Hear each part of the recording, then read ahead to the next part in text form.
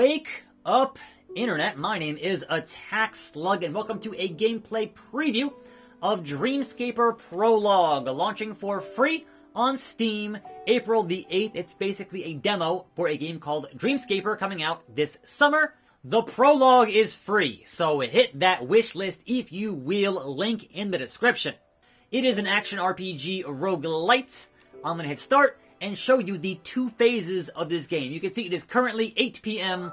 on a Thursday. I am here in my bedroom, and there is certainly no action RPGing happening at the moment. But I can unlock additional weapons and skills and items that can appear in the roguelite part of the game while I'm awake in the game. So how does that work? Well, first and foremost, you can craft, right? You gain items that are in the world, you craft them here, and then you go talk to people in the real world. You find out what they like, you give them gifts based on what they like, and that unlocks more items for you in the roguelite part of the game. Let's go do that. Head out of the apartment, but you will notice, based on the time, you only have so much time when you're awake to go do this thing, and everything here traveling takes time. Let's head to the cafe in 15 minutes. Time moves forward. We are here. This is Tamal, and we can find that Tamal likes camping. Do we have any items, wrong button, in our inventory here that involve camping that I've already crafted, that I already have in my... Let's just go talk to him and say, hey, let's give you a gift. And we have a coaster, we have a sketch, and we have an artistic photo from a trip abroad. That could involve camping. Let's try the photo.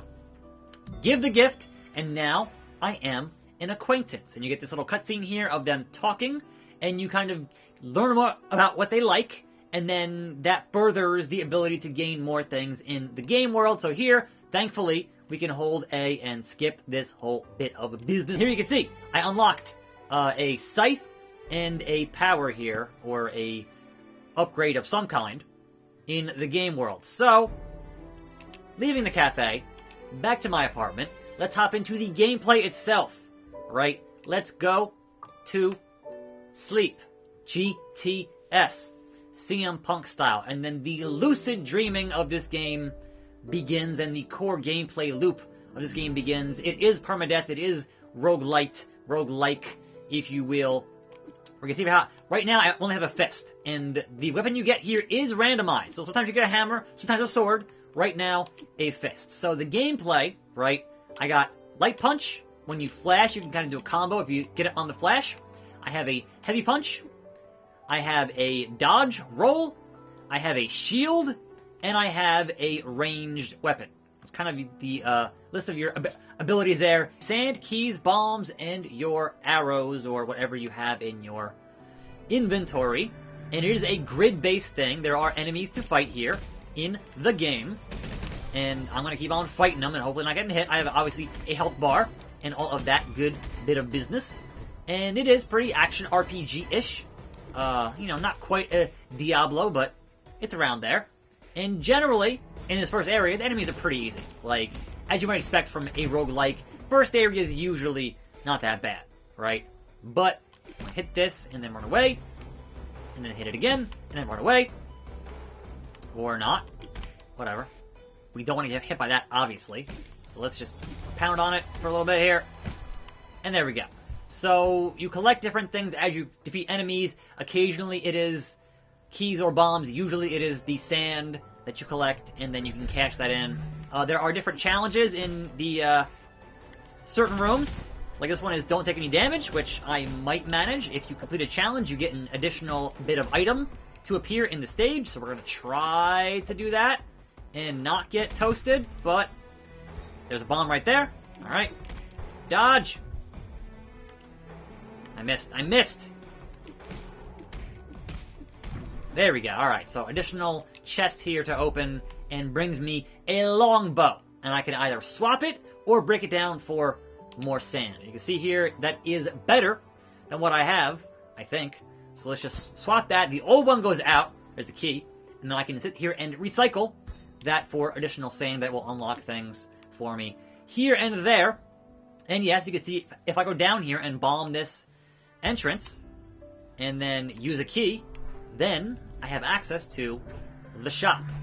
And this is the prices for all of this beadness: health potion, purifier, black belt, primal scream, knife 3. So, you know, it's a roguelike. There's plenty of things to learn, but in the daytime portions when you are unlocking the things you find in this portion while you are asleep. But right now, I have 101 sand. That's not enough to do anything. So, much like, say, an Enter the Gungeon or a Monolith, I can click the stick here and say, you know what, I've been here, let's head back, and not have to just physically walk there. That's very convenient, getting back to where you were. But also, I have no key for this door here.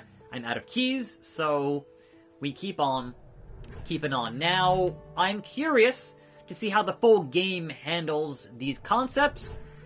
I have seen on their Steam page that they are launching a supporter pack DLC for this prologue. And I'm not sure how I feel about launching, like, DLC for a game that's a demo. Like, that's kind of weird to me. Like, alright, if you're spending money on this prologue for additional stage in the prologue, does that mean you get a further discount in the main game, or are you just boned there? Like, that one, I'm not super clear on how they're going to handle that. I would kind of like to know, because, you know, this is not a super long bit of business if you're good at it. I think you can probably get through this stage here in about 15-20 minutes as such. And I'll recharge some business there. There are occasional puzzles, and I kind of see the same one over and over again. So, that is what it is.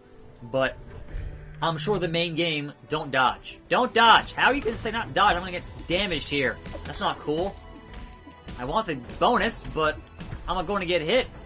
And that is not what I want to happen, but I did it. So, there we go with that. And what do we got? Lighter. Adds fire. Yes, please give me that. Now, some of these stone structures, you can see here, you can't punch. Some of them you can, right? But the ones you cannot punch, you can bomb, and there will be things involved, either sand or like a key there, bombs, arrows, that kind of thing. So there you see on the left of this stage is the boss. We're not going to fight the boss just yet. We're not done exploring like any good roguelike or roguelite. So I think the core gameplay here is fun. I like the look of this. It looks very nice. I think that in this first area, perhaps some of the environment stuff does get a bit repetitive, but again, it's a randomized roguelike, but I've seen the same burger joint over and over again, and the same kind of layouts over and over again in this opening area, but again, it's the opening area, so I can't make too much of a call about the entire game just yet, because it's not the whole game just yet. So, there is that. And that is a health vial.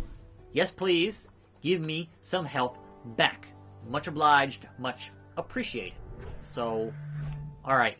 These rooms you can choose. 1 to 3 things. Increases the range damage, armor, or 22x4 damage, which I think is one of the powers you have. So either LB, RB. I have one right now. I can get a second power here. And let's do that. So now I have 2 powers. One on LB, which is this one here, and one on RB, which is that one there. Shadow Hands. And those recharge after X amount of time. So that, to me, right now is... Alright, I'm sorry.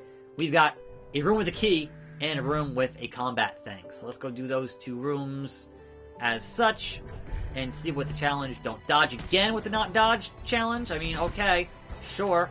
That's fine. Bro, have some hands. Get these hands! So yeah, the combat's okay. Like, I'm not super high on it, but it's not terrible. Like, I've played worse, certainly, on this channel. Even. So, here we go. We got Oobleck, which parries to boost the armor. And yes, you can parry with the shield. Honestly, I haven't used the shield all that much. Right? I haven't had to. I haven't needed to as of yet. But it's there if you need it. So, there is that. But I would kind of like a sword, honestly. And yes, these light gray stones here can be punched, and there are things to collect with that. And I'm getting shot at a lot here. I'm kind of just ducking it, dodging it, avoiding it. Not a big deal. Give me some of that, give me some of that, give me some of that. And bomb that.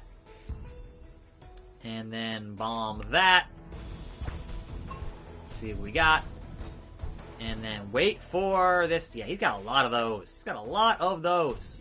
Let's just avoid them. I could parry them, but, you know, I'm not going to. We'll just do some of that and knock him the F out. Now, you can see on the map, there are still stones left. This one right here. I'm not going to spend a bomb on that, but I can punch it. So now, it tells me there are health vials in this square, which is good to know if you're kind of, you know, if you don't need them right now. Alright, another choice here. What we got? Hockey skates. We've got broadsword. And we have a roll. So I'm going to go with the broadsword and see if it's better than what I have. Yes. So 10 more DPS on what I have, and then take that fist, and now I have 811 sand. Let's head back to the shop and see what is worth buying here at yonder shop. We got here Primal Scream, Knife 3, Primal Scream 3, Kunai 3. That's pretty good. It's pretty good. Black Belt increases melee damage. Let's buy that, because that is kind of an overall yes. Yes, please. And bombs, and I'm good. And I'm good. There was one more door that needed a lock, that needed a key.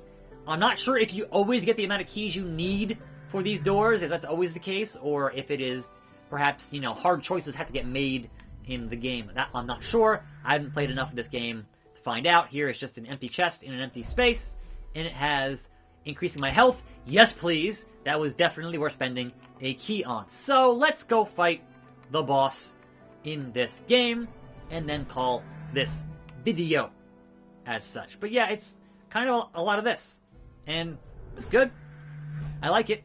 But this is a prologue, this is a demo, so it's the same thing every time. Same boss every time. This big giant fish monster thing. It's fine. There is one attack it has, I'm not sure how to dodge, so that's kind of annoying. But I've generally got the pattern down. And I would imagine, like any good roguelite, things will change. Oh, come on, come on! He was close enough to that. Boo! Get him. There we go. Alright, so we're going to do some of this. Just kind of, yeah, get some health down there on that boss. This attack here, I don't know how to dodge that. Every time, I get hit every time on that attack. The other ones, I'm good on dodging, but that one, crap.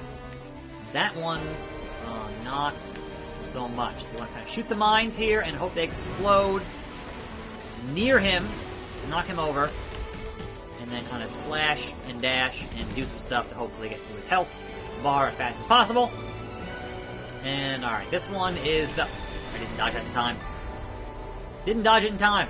That's on me. That's on me. Alright, so is it the ice? Oh, it's still that iron. You have pretty much some iframes there in your dodge, which is obviously super helpful for this kind of game. I can appreciate that. Now, the one thing that sucks here is that if I run out of my arrows, then it makes this thing that much harder. And I've had that happen before. And I've definitely died on that. Get it! Got him. Got him! Get it! Go, go, go, go, go! That's less than half health. Okay. And then he does this wind nonsense, which you kind of just keep on dodging. And you mostly escape it. It's not the best, but generally, it's doable. It is. Get there! Yeah, buddy! I hate you guts! Alright, one more of those, maybe? Get him! I died.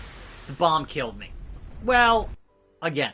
Okay, one final thing I forgot to mention. One important system I forgot to mention in this entire video is that bar under your health bar. Alright, here's a puzzle, but besides that, the bar under your health bar would have saved you from that fish attack, which is I can hit up on the D-pad and get some slow motion.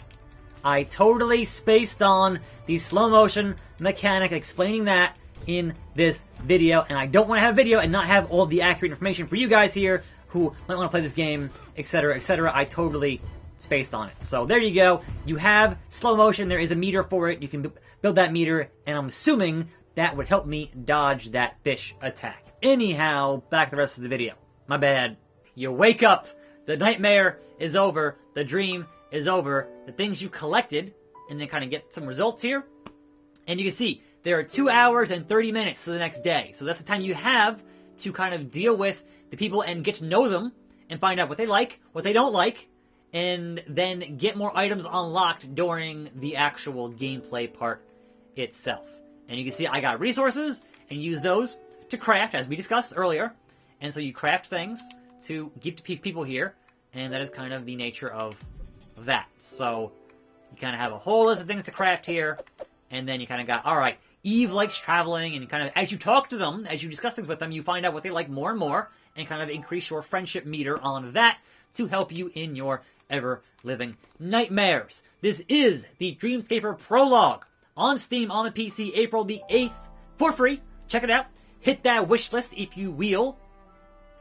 I'm attackslug. Thanks for watching. More videos on the channel. See you next time, right here. And I'm out.